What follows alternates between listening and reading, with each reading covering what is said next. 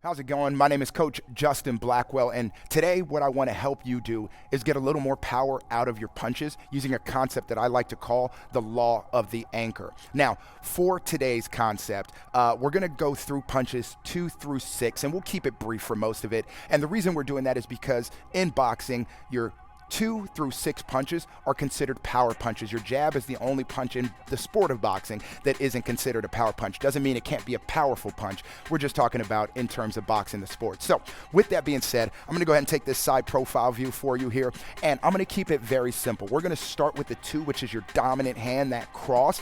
And when we talk about the law of the anchor, all that means is if I'm throwing from the right side, my left foot should be anchored to the floor. That just means heel flat, ball of the foot flat on the ground. What this allows me to do is anchor my body for stability and rotate the rest of my body and my weight to that anchor. So for example, if I throw the 2, lead foot is going to flatten up, and you always want to open hips up, right? So if my foot is typically like this, right, a little heel toe alignment, I'll give you that front profile view, then I'm going to have to open that anchor up, boom, and then I can rotate the rest of the body, right? Again, this anchor allows me to distribute all my weight to the lead leg and get the rest of my body weight behind that punch. Now, similarly, if I want to throw the 3 after, which is typically what comes after the 2, right?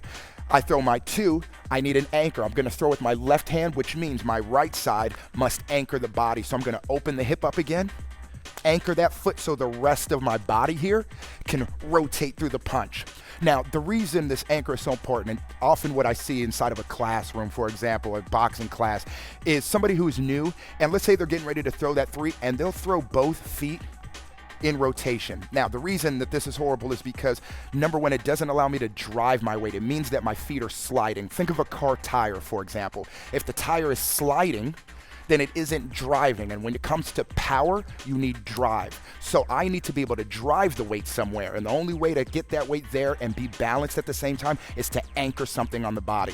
Without getting too descriptive, it's just physics, y'all. That's all I'm saying. So I anchor the back foot, open that hip up, boom. Same thing. If I want to throw the 4 now, what do you think is going to anchor? The 4 is on my right hand because I'm a righty. So where would the anchor come? Left hand.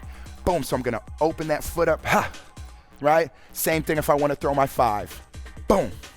You see these just anchors. I'm just going back and forth. It basically helps me distribute the weight. Now, the great thing about practicing the law of the anchor is it also teaches you to shift your weight, right? I know that, for example, if I throw a 4 to my 5, I want to shift that weight back to the anchor. Same with the 6. Boom. And so whenever you're practicing your punches, let's say you're going through punches 1 through 6, my biggest piece of advice that I got when I first started boxing was if you can't do it slow, you can't do it fast. So with that being said, I start with the jab, right? Just because we go through punches 1 through 6. Again, it's not a power punch, so I'm not looking to get that much power out of it. Boom. But now when I throw my 2, I'm going to anchor. When I throw my 3, anchor. And I just practice this slow. 4. And I want to know, do I feel balanced? Ha! Right? Bang. And that is going to help you get a little more power out of your punches. And I'm going to give you a little pro tip just about the arms, because a lot of you guys are like, okay, but how do I develop stronger punches or better punches? Now, this isn't going to make you a powerful puncher, but it is going to ensure that you're safe when you're punching. And this is just a little side pro tip that I'm going to give to you. Use what we call stacking the joints or stacking the bones. You might hear it said in a few different ways, but make sure when you're hitting something, boom, that the joints are stacked on top of each other. Same if I'm throwing my 2. Boom, they're all in alignment. No wrist bent, right? No elbow bent. If I can stack the joints one on top of the other, then you're going to get more power and stability out of that striking hand. So now you have your law of the anchor. Boom, you're going to stack your joints every time, right? Joints in alignment. Ha! Ha! And if you can practice those 2 things together, I guarantee you'll be able to hit a lot harder, get a lot more of your body weight involved, and also ensure that you're keeping your bones safe. Once again, my name is Coach Justin Blackwell. Hopefully that helped you out. Can't wait to see you on the next one.